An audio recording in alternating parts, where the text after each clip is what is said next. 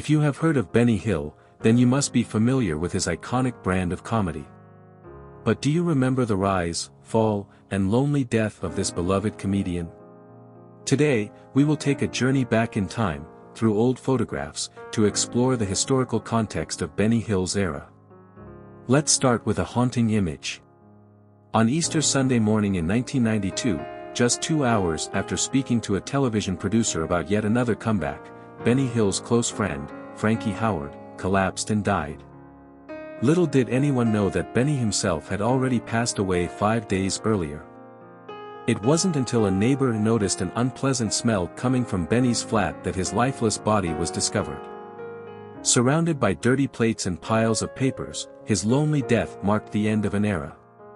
To truly understand Benny Hill's journey, we have to go back to the summer of 1940, during the height of the Blitz.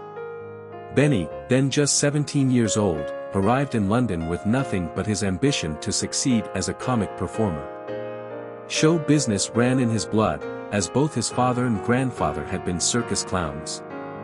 Armed with the addresses of 3 variety theaters, Benny set out to make his mark. But success didn't come easy.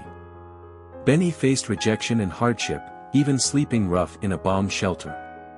However, luck was on his side when he landed a job as a dog's body for a kind agent. This led him to the Chiswick Empire, the Chelsea Palace, and finally the Windmill Theatre. The Windmill Theatre, infamous for its risque dancing girls and nude tableaus, became a breeding ground for new wave comedians. Benny Hill, alongside the likes of Jimmy Edwards, Tony Hancock, and Peter Sellers, honed his craft at the Windmill. This tough crowd demanded more than just jokes, they wanted to be entertained. During the war, while other theaters closed, the Windmill remained open, becoming a symbol of London's Blitz spirit. It was here that Benny Hill found his calling, captivating audiences with his conspiratorial glances and anticipatory smirks. Television was the medium that suited him best, and in 1951, he had his first taste of success with Hi There.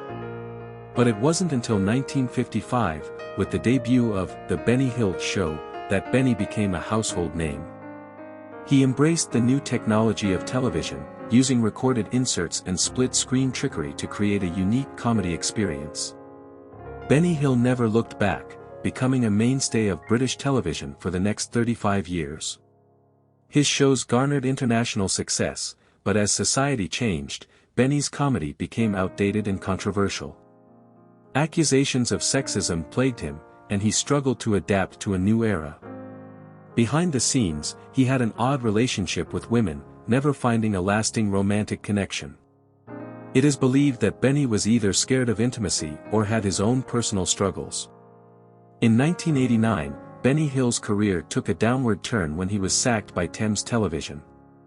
The following year, his show was broadcast in 97 countries, except in his home country of Britain. It was a bitter pill to swallow for a man who had brought joy to millions around the world. In 1992, Benny Hill's lonely death marked the end of an era.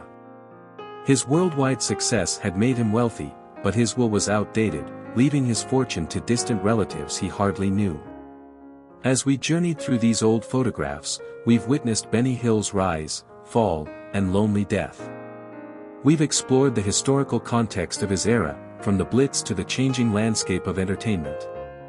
The most exciting part is still ahead, so let's immerse ourselves in the images and reminisce about that era. Through these photographs, we can savor history and remember the legacy of Benny Hill, the man who made us laugh.